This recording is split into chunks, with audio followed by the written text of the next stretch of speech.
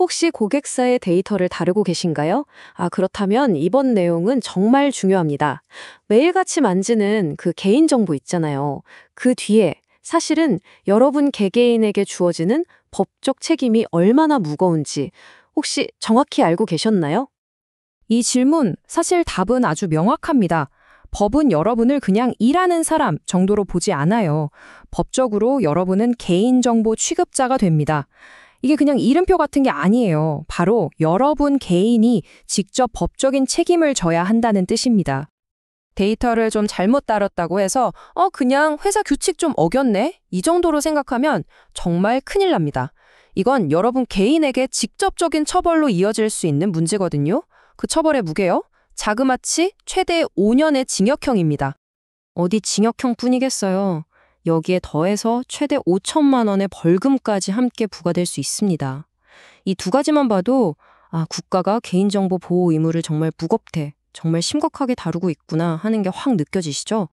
자, 그럼 이렇게 무거운 책임 앞에서 우리는 도대체 어떻게 해야 스스로를 지킬 수 있을까요?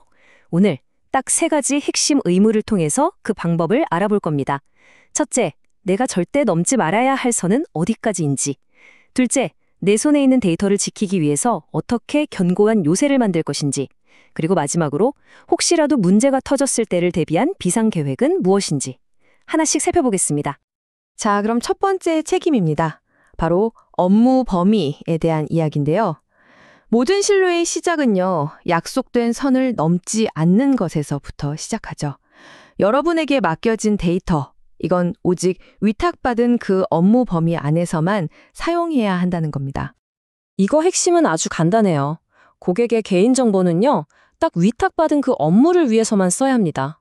예를 들어볼까요? 마케팅 업무를 위탁받았다면 그 데이터를 기술 지원이나 다른 부서 영업 활동에 쓴다? 이건 명백한 불법 행위입니다.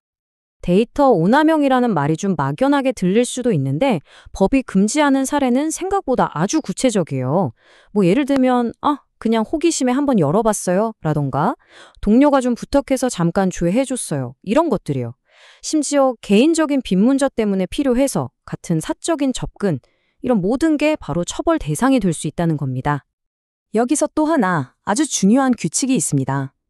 위탁받은 업무를 여러분이 그냥 마음대로 다른 업체에 또 맡기는 거, 이거 안 됩니다. 이걸 법에서는 재위탁이라고 부르는데요. 반드시 원래 데이터를 맡긴 고객사에 명시적인 허락이 있어야만 해요. 이 규칙을 어기면 어떻게 되냐고요? 최대 2천만 원의 과태료가 부과됩니다. 자, 이제 두 번째 책임으로 넘어가 보죠. 바로 데이터 요새를 만드는 방법입니다. 이건 단순히 데이터를 쓰지 않는 그런 소극적인 의무를 넘어서요. 데이터를 안전하게 지키기 위해서 여러분이 직접 아주 구체적으로 행동해야 하는 지침들이에요. 모든 견고한 요새는 튼튼한 성문과 벽에서 시작되잖아요. 데이터 요새의 기본도 마찬가지입니다. 바로 접근 권한과 보관, 이 두 가지를 철저하게 통제하는 것에서부터 시작됩니다. 시스템 접근 권한에는요, 3가지 철칙이 있어요. 꼭 기억하세요. 첫째, 최소 권한의 원칙입니다. 그러니까 업무에 꼭 필요한 만큼만 접근 권한을 줘서 불필요한 노출을 원천 차단하는 거죠. 둘째, 1인 1계정 원칙. 계정 하나를 여러 명이 돌렸으면 나중에 누가 뭘 했는지 알 수가 없잖아요. 그래서 절대 금지입니다. 셋째, 즉시 회수 원칙. 퇴사하거나 다른 부서로 가면 그 즉시 접근 권한을 회수해서 내부 정보가 새어나가는 걸 막는 겁니다. 기술적인 보호 조치. 이건 선택이 아니라 필수입니다. 특히 비밀번호는 일방향 암호화라는 걸 꼭 해야 하는데요. 이게 뭐냐면 비유하자면 고기를 분쇄기에 넣고 갈아버리는 거랑 같아요. 다시는 원래 고기 형태로 되돌릴 수가 없잖아요. 그렇게 만들어서 혹시라도 유출되더라도 안전을 확보하는 거죠. 보안이 컴퓨터 화면 안에서만 끝나는 게 아니에요. 고객 정보가 담긴 계약서 한 장, 데이터가 저장된 USB 하나하나까지 전부 다 물리적 보안의 대상입니다. 그러니까 반드시 잠금 장치가 있는 안전한 공간에 보관해야 하고요. 누가 언제 접근했는지 철저하게 관리해야 합니다. 여러분의 업무용 컴퓨터가 어쩌면 데이터 유출의 통로가 될 수도 있다는 사실 알고 계셨나요? 개인적으로 쓰는 G메일이나 네이버 메일, 아니면 클라우드 저장수, P2P 프로그램 같은 것들, 이런 것들이 보안에 구멍을 만들어서 정말 의도치 않은 사고로 이어질 수 있거든요. 그래서 사용이 엄격하게 금지되는 겁니다. 이건 정말 꼭 기억하셔야 합니다. 여러분이 시스템에 접속해서 하는 모든 행동, 그러니까 로그인하고 뭘 조회하고 특히 뭘 다운로드 하는지 이 모든 기록이 남습니다. 그래서 나중에 왜 그 데이터가 필요했는지 명확하게 설명할 수 있어야만 해요. 모든 행동에는 책임이 따르니까요. 자, 이제 마지막 세 번째 책임입니다. 아무리 요새를 튼튼하게 지어도 사고는 정말 예기치 않게 발생할 수 있잖아요.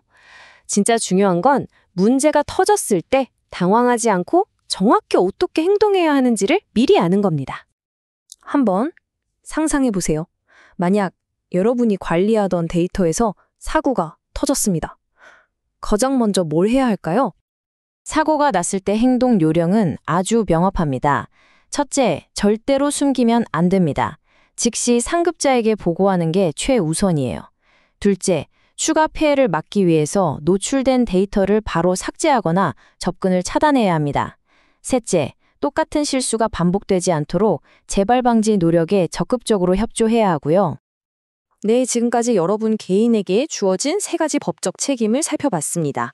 이제 이 모든 내용을 정리하면서 여러분의 역할이 왜 그렇게 중요한지 다시 한번 강조해 드릴게요. 오늘 우리가 함께 세운 이 세 개의 기둥 꼭 기억해 주세요. 첫째, 경계를 지키는 것. 둘째, 요새를 구축하는 것. 그리고 셋째, 비상 계획에 따라 침착하게 행동하는 것. 이 세 가지가 바로 여러분과 소중한 고액의 데이터를 지키는 핵심입니다. 그리고 책임은 여기서 끝이 아닙니다. 데이터 보호는 한번 배우고 끝나는 게 아니라 계속해서 노력해야 하는 거거든요. 정기적인 보안 점검에 협조하고 또 관련 교육에도 성실하게 참여하는 것까지가 여러분의 의무에 포함된다는 점 잊지 마세요. 자, 이제 이 질문을 여러분께 남기면서 마무리하겠습니다. 여러분의 손에 맡겨진 그 소중한 개인정보, 이제 어떻게 지켜나가시겠습니까? 그 정보의 안전은 다른 누구도 아닌 바로 여러분의 다음 행동 하나하나에 달려 있습니다.